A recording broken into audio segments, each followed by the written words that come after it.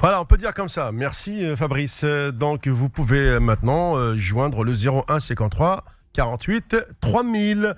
Voilà, effectivement, c'est vrai qu'il y avait pas mal de réactions. Alors, ce qu'on va faire maintenant, c'est qu'on va revenir, si vous le voulez bien, sur les... oui, non mais avant... Attends, Nawel. Avant la réaction, il y a quand même, il faut bien revenir sur cette déclaration de Rawarawa qui dit si on ne se qualifie pas, ce ne sera pas une catastrophe. Alors, c'est une déclaration à la chaîne 3, donc à la radio algérienne. Alors, vous en pensez quoi, vous, Nasser? Ben oui, parce que toi, tu es sélectionneur. Admettons, tu es à la place du sélectionneur. Bon, écoute, Vaïd, si tu ne vas pas en Coupe du Monde, c'est pas grave. Tu veux qu'ils disent quoi, à ton avis? En disant ça, il dit quoi? Il est sous-entendu. Il prépare une éventualité qui est là. Et qui veut dire quoi? Quand tu dis ce n'est pas grave, ça sous-entend que tu fais une comparaison. Grave par rapport à quoi? Par rapport au football algérien? Oui, ça va être très très grave parce que le football algérien a besoin de se relancer réellement. Grave pour les joueurs, non, parce qu'ils continueront leur bonhomme de chemin. Mais par contre, pour le public, les amoureux du football, les supporters, le peuple, et savoir la puissance supportrice que l'Algérie est, parce que tout le monde parle du football algérien, mais personne ne parle jusqu'à aujourd'hui du nombre de supporters et de la ferveur des supporters algériens aujourd'hui. C'est clair. Ça, c'est difficile d'en parler, parce que c'est très énorme, c'est très important, et s'il dit ça par rapport à eux, c'est grave. Mais s'il dit ça par rapport au football algérien, on dira oui, vu le championnat qu'on a, bien sûr c'est pas grave. On ne pourra pas avancer plus. Non, mais... Par rapport au boulot qui est fait, oui. Maintenant, par rapport aux supporters qui sont des fervents supporters de leur pays, du drapeau. Non, mais c'est vrai. Non, mais ce qui est très étrange. Oui, Farid, vas-y, laisse-moi, vas-y. Après toi. Vas-y, Farid. Ce qui est très étrange, Nasser, c'est qu'il déclare ça aujourd'hui, quoi. À 8, on dirait qu'il veut apaiser peut-être une future déception. Moi, je pense qu'il n'a pas les tenants et les aboutissants du tirage demain. D'accord. Parce que s'il les a, il parle pas comme ça. Ouais. C'est vrai. Il je pense que pas mal. C'est pas mal. Donc s'il nous sort un truc de ouf, on dira bien joué. Le match retour là-bas, bien joué. C'est vrai. Alors, puisque maintenant on a quelques réactions, avant effectivement de parler de l'affaire Galtier. Ah, enfin. Ben oui, parce que nous allons avoir en direct Farid Aït Saada, quand même, qui est un rédacteur en chef du Buteur. Et nous allons avoir aussi un manager qui est très connu, c'est notre ami Boula. Ah, magnifique. Voilà, comme ça, on va quand même discuter de ce sujet. D'accord ? Vous êtes prêts de toute façon. Nasser sent bon le repas du soir. Je vais dire. Voilà. Allez, mais d'abord, on va prendre un supporter tunisien. Il a beaucoup de choses à dire. C'est Haïdar. Bonsoir. Bonsoir Mohamed, bonsoir Farid, bonsoir Nawel, Nasser, tout le monde. Salut Manu. Alors Haïdar, évidemment, c'est vrai que tout à l'heure il y a eu un petit souci, bon tout est réglé maintenant. Simple réaction sûrement déjà par rapport à la qualification de la Tunisie. Alors.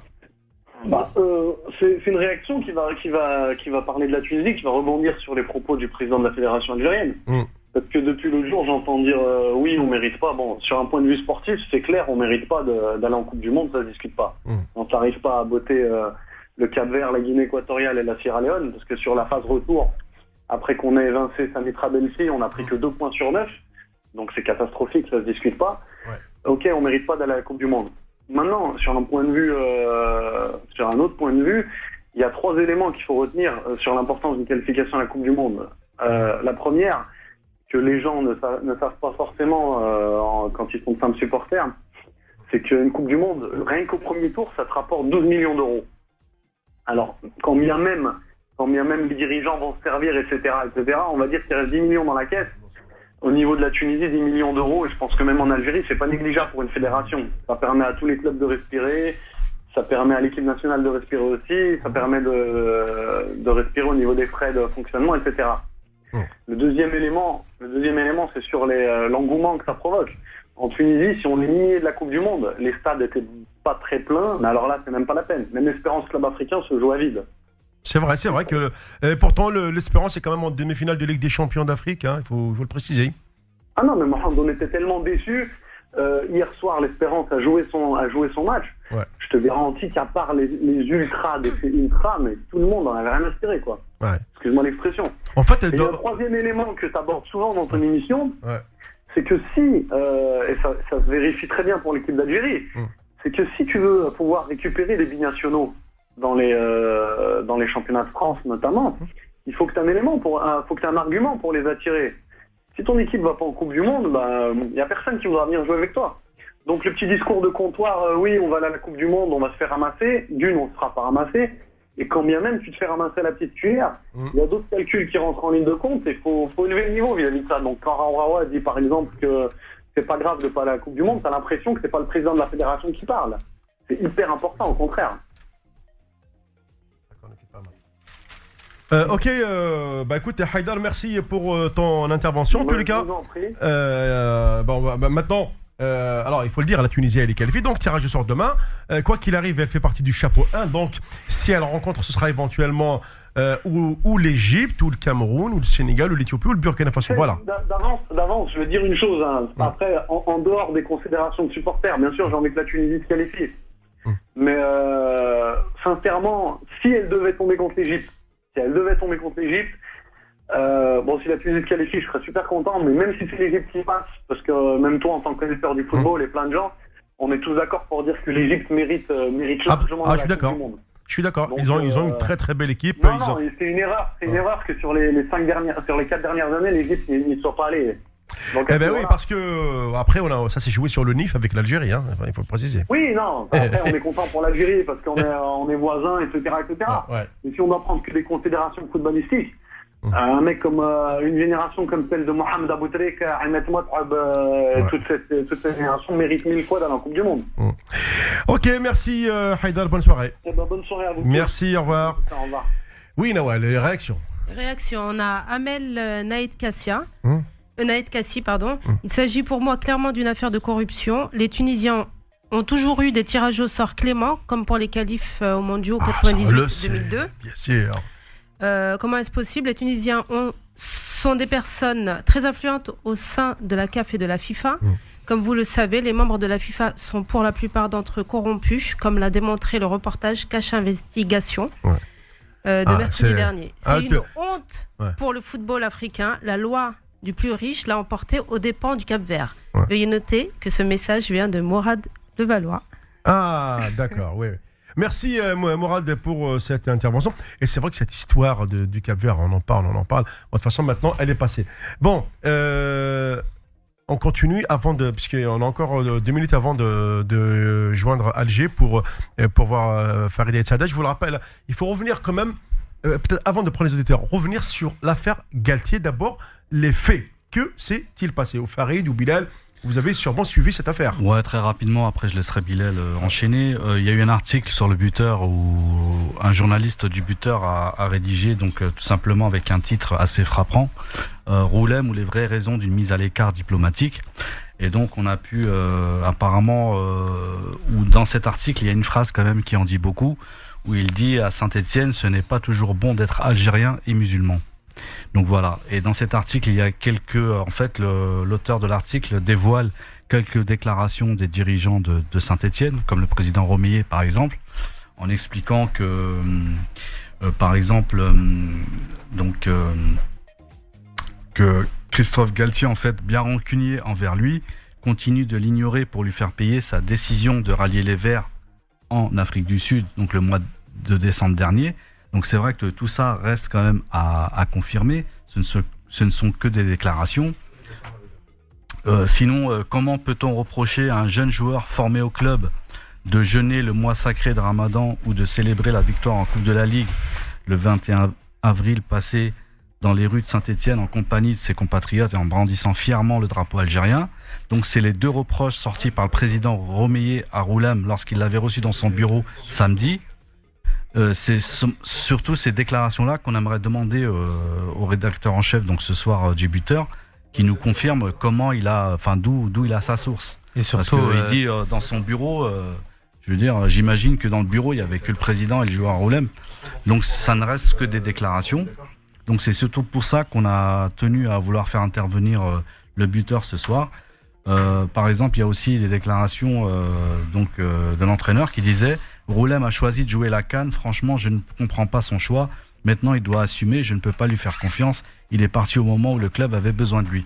Donc c'est souvent, Voilà, il y a beaucoup de déclarations qui sont citées dans l'article. Nous, on a envie d'en discuter un peu avec le rédacteur en chef. Justement, ce n'est pas Farid Aït Saada, c'est Mohamed Saad carrément. Hein. C'est vraiment le rédacteur en chef du buteur qui va nous en parler. Ce qui est important de rajouter également par rapport à cette affaire. Cette semaine, on a eu la conférence de presse de Galtier qui a insulté le journaliste en question de con et d'incompétent. Je pense que c'est ce qui a aussi été le point de départ, on va dire, de cette polémique sur la semaine. Et donc c'est aussi une affaire qui remonterait selon les différents protagonistes à la Coupe d'Afrique des Nations. Donc pour rappeler un peu la situation de Goulam après la Coupe d'Afrique, il a été d'abord écarté pour des raisons qu'on essaiera de renseigner, donc qu'elles soient sportives ou selon cet organe de presse extra-sportif. Il a aussi été mis au placard suite à son faux départ au Torino avant d'être réintégré et d'être décisif hier soir de Saint-Etienne et d'être décisif.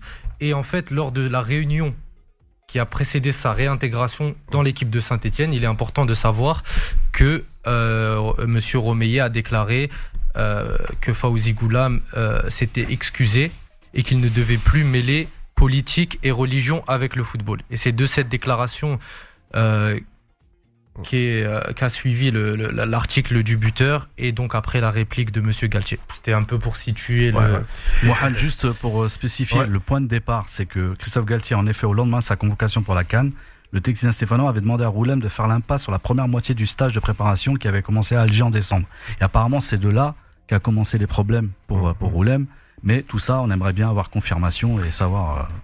Mohamed Saad, rédacteur en chef du buteur, bonsoir.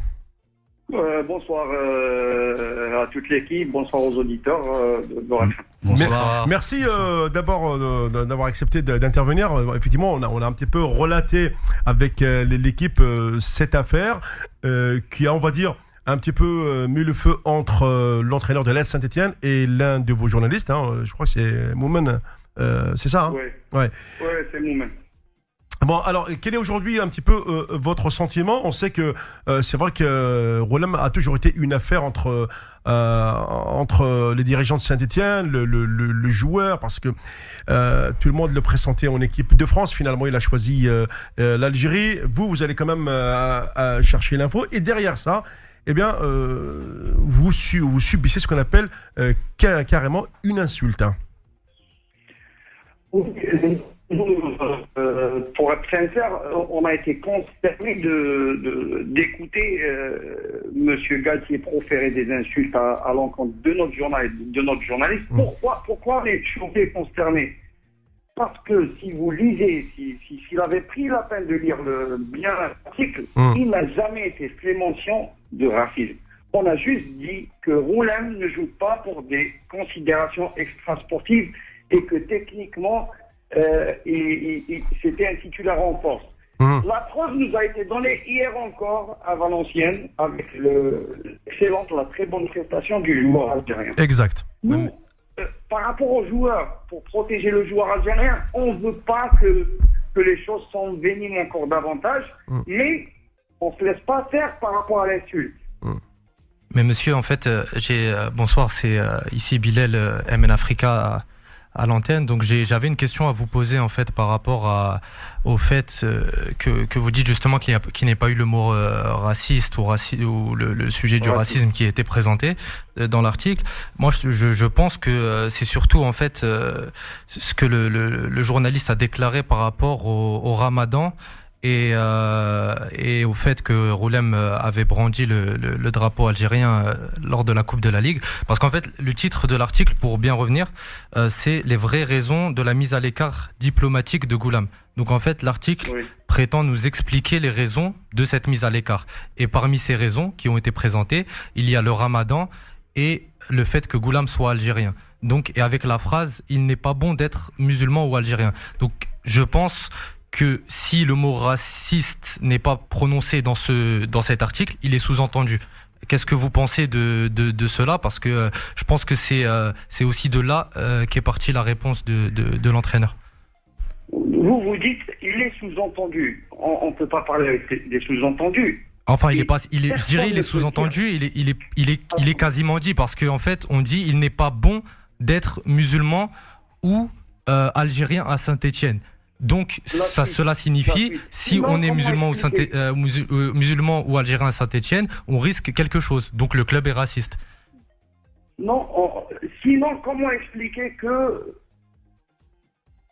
y ait eu telle raison pour... Parce qu'il y a une suite à la phrase que vous venez de prononcer. Oui. Il y a une suite, il faut lire tout l'article. Bon, on va pas se livrer à une lecture et entrer dans le détail. C'est une lecture de M. Gassier. Et en fait, j'ai une question à vous proposer. C'est une lecture de vous. C'est une lecture. Notre lecture à nous, c'est qu'on l'a jamais traité clairement de raciste. Vous dites quasiment sous-entendu. Et vous ne dites jamais non, pas sous-entendu, clairement dit, je pense, parce que en fait... Sincèrement, monsieur, sincèrement. Je vous écoute. Moi, je ne veux pas envenimer les choses. Moi, pour l'intérêt du journal, plutôt, pour l'intérêt du joueur... Absolument, ouais, d'accord. Ouais. Non, mais j'entends bien, mais en fait, ce que j'aurais aimé savoir... Monsieur Rachid Mekloufi, qui est une figure emblématique de Saint-Étienne, et lui, son conseil de sage, parce que lui, c'est vrai sage, son conseil, c'est d'essayer d'éviter que les choses aillent plus loin, parce que ce n'est pas dans l'intérêt du journal, et pas dans l'intérêt du joueur. Je suis assez d'accord avec vous. Encore moins de l'intérêt du joueur. Et en fait, pour juste préciser un peu parce que en fait, il y a justement cette histoire de Ramadan et de drapeau qui est, je pense, le fait principal de cet article, qui reste le fait principal de cet article. Est-ce que vous pouvez nous en dire plus sur l'origine de cette information, en fait? Parce que c'est écrit que cette information a été... Prendre un article du magazine But. D'accord, c'est important d'avoir ces éclaircies, je pense. Tout l'article est repris du magazine But, entièrement? Vous avez rajouté certaines... Les détails, non. Parce qu'en fait, l'article But... Dans l'ordre, s'il vous plaît. Le magazine But. On dit que selon le magazine But, il a brandi le drapeau algérien pour la victoire de Saint-Étienne. Et on lui en veut parce qu'il fait quand même. Ça, le Ramadan, c'est une histoire qui revient chaque année. Le Ramadan, de toute façon, le Ramadan... Il y a des entraîneurs qui préfèrent que le joueur ne fasse pas le Ramadan parce qu'ils pensent qu'il sera moins performant qu'un autre joueur ils pensent qu'un joueur qui fait le Ramadan, il est moins performant. D'autres joueurs, par contre, comme Giroud, comme Gokus, ils préfèrent laisser le joueur faire le Ramadan parce qu'ils sont convaincus que psychologiquement il va se transformer. Saïd, il faisait le Ramadan, il jouait à Auxerre. Saïfi, il faisait le Ramadan, il jouait à Lorient, et il le faisait bien. Mais en tout cas, le contraire. On respecte. Mais nous, on dit, et on le répète, que la mise à l'écart de Roulan obéit à des considérations extrasportives. Non, mais c'est sûr que... qu'il y a eu justice. Ouais. Non, mais moi, Ahmed Saad, parce que c'est vrai que des fois la liaison elle se coupe un petit peu, j'ai du mal à vous capter correctement. C'est vrai que, bon, comme on dit, dans cette affaire, il faut éviter un petit peu d'envenimer la situation, parce que c'est aussi pour le bien du joueur. La preuve, il est revenu hier, il a été excellent. Surtout pour le bien du joueur. Ouais. Voilà. Parce que ça ne nous intéresse pas que Goulam soit sur le banc. Mais bien sûr. En tant que supporter de l'équipe d'Algérie. Ouais. En tant que supporter de la Saint-Étienne aussi, parce que qu'on le veuille ou pas, beaucoup de joueurs algériens sont passés par cette équipe. C'est vrai. Ne pas aimer cette équipe. Il y a eu Rachid Mekloufi, il y a eu Kader Ferraoui, qui a été capitaine de cette équipe. Il y a eu Mohamed. Il y a Saadi, le jeune Saadi, qui est passé par le centre de formation de Saint-Étienne. On ne peut pas ne pas aimer cette équipe. Il faut pas voir le diable. Nous, on a juste constaté un fait et on l'a écrit sur notre jeu. Et c'est des faits qui ont été... En plus, on a repris un article. C'est ça, c'est là où le bas blesse. D'accord. On ne parle pas de but, mais on parle du buteur. D'accord. Nasser Sanjak a une question à vous poser. Bonsoir, Mohamed. Bonsoir. Salut Nasser. Ça va? Nasser, oui. Bien. Nasser, je l'adore. Moi aussi. Toi, je t'aime bien, le journal un peu moins. Je me rappelle la CAN 2002. Je sais. Mohamed, je voulais juste te dire quand même une chose. Tu sais comme moi comment marche la presse algérienne. Et tu sais comme moi que quand tu rentres dans des prérogatives comme ça où où là il y a des atteintes aux personnes, voire des atteintes à des clubs, à des images. Moi personnellement, tu le sais comme moi que ce que j'ai vécu l'année dernière en Algérie, où j'ai vécu une campagne de mensongère, voire diffamatoire pendant plus de 8 mois, où j'aurais pu porter plainte sur pas mal de journaux. C'est plus mes avocats qui ont décidé de pas y aller. Je me demande pourquoi vous aussi, si vous vous sentez avoir été insulté, parce que Moumen, c'est un des garçons que j'apprécie beaucoup. Au-delà de, je regarde pas son étiquette, hein. Moi, je connais les hommes qui travaillent en Algérie, les vrais journalistes qui ont vraiment bossé. Moumen est un garçon qui est très crédible à mes yeux, vraiment un homme de terrain. Moi, je dis simplement, quand vous vous sentez comme ça lésé, comme moi je l'étais avec vous ou avec certains journaux, je me demande pourquoi vous attaquez pas carrément en justice, parce que si on vous traite de con et d'incompétent comme l'a fait Galtier... Attendez, j'ai pas terminé. Moi je vais aller au bout pour resituer tout le monde, parce alors, que Mohamed, alors, ce qu'il faut faire, c'est que j'ai quand même une pause, voilà, une pause pub à faire. Non, j'ai dit Mohamed, qu'on souhaite que les choses se passent. Ouais. On ne va pas se laisser faire par rapport aux insultes. On ne va pas se taire par rapport aux insultes. Bien sûr, ça c'est important. Aussi derrière. Ouais. Eh ben, en début de semaine, au début de semaine prochaine, demain ou après-demain, l'AS Saint-Etienne sera destinataire d'une lettre de notre avocat en France où on exige des excuses. Ah, voilà, enfin, là, ça c'est une belle conclusion. Écoutez. Quel qu'en soit l'article, disons, quelle qu'en soit la lecture de M. Galtier et de certains de nos confrères aussi, la riposte, elle a été disproportionnée, il faut en dire. On ne peut pas proférer des insultes comme ça, publiquement, sur toutes les chaînes, à l'encontre d'un journal qui peut se tromper, certes, mais qui a une réputation, y compris en France. Sinon, comment expliquer que M. Galtier ait omis de lire l'article sur le but et qu'il l'ait lu sur le buteur? Merci beaucoup, Mohamed Saad. Il a une réputation et on va la défendre bec et ongle. Merci beaucoup, bonne soirée, puis surtout bon courage. Donc nous, on attend effectivement la suite de ce feuilleton, puisque, comme vous venez de le déclarer, une plainte, effectivement, sera déposée. Bonne soirée, Mohamed. Bonne soirée à vous. Merci. Sarenza.com. Je suis sur le site de Sarenza devant une sélection des 100 nouveautés chaussures les plus hot de la saison à moins de 100 €. Moi aussi, je me dépêche, ça part comme des petits pains. Vite, les petites bottines Janac là, chlac. Tu les as eues? Ouh, ouais, une